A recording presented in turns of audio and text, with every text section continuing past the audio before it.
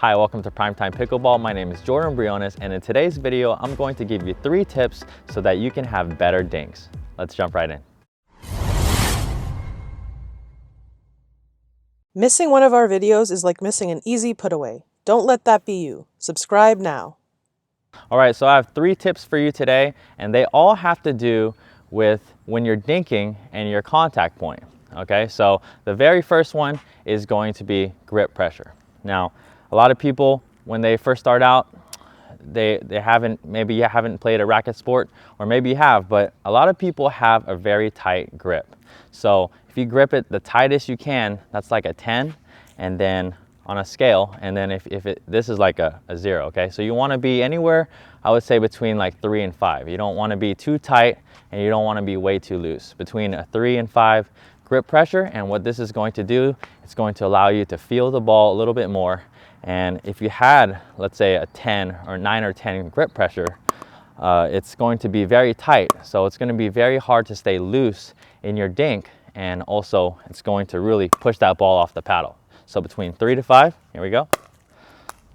No matter if you're hitting a forehand or backhand dink, doesn't matter. I want to keep my handle pressure pretty loose so that I could really feel the ball off my paddle.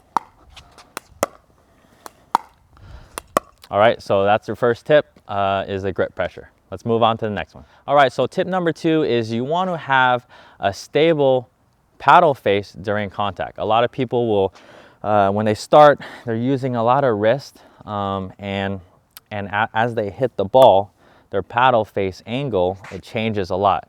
And when you do that, there's a lot of variables that can happen, and the direction that you want to hit the ball is going to change. So by stable paddle face, and I mean keeping your angle of your paddle the same as I hit the ball. So if I hit a forehand, as you can see, my paddle is stable. It's just a low to high motion, and I'm not doing this.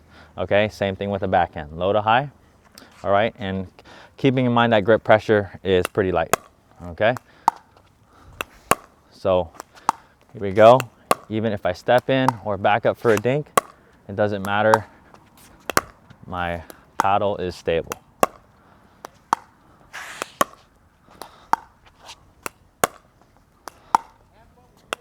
All right, so the third tip has to do with the contact point, where it is relative to your body. So you've probably heard this before, but if you haven't, this is one of the most important things when you're dinking, and also with any shot that you play in the game of pickleball. You want to have a good space between your contact, where you hit the ball, and your body. Okay, you don't want to be reaching way out here, okay, because that's going to probably cause some pop-ups, and if you're hitting it too close to your body, then that's going to jam you, and you're not going to be able to control that ball.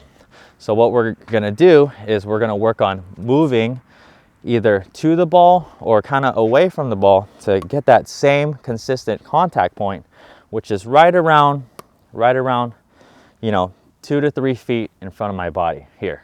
So I'm not overextending, and it's not close to my body. All right, here we go. So even if I have to back up to create that contact point, just take a small step like this back, I'm going to do that. Okay, and if you send me a short one, you send me a short dink, and then I'll move forward to create that same contact point every time. Okay.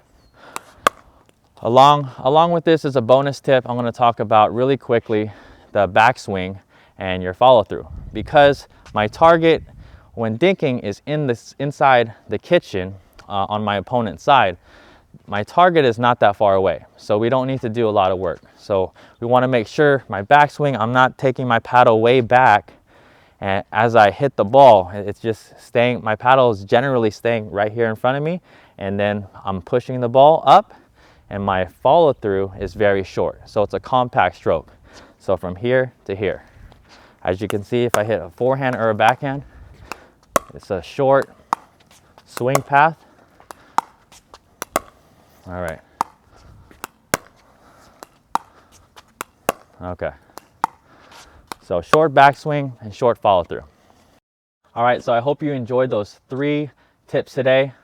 Those, I'm sure, will help you out in your dinking game. And thank you for watching this video, and we'll see you in the next one. If you enjoyed this video, please give it a like. Thanks so much for watching. For more free video lessons, please visit primetimepickleball.com. But before you head on over there, make sure you subscribe to our YouTube channel so that you don't miss out on any future videos.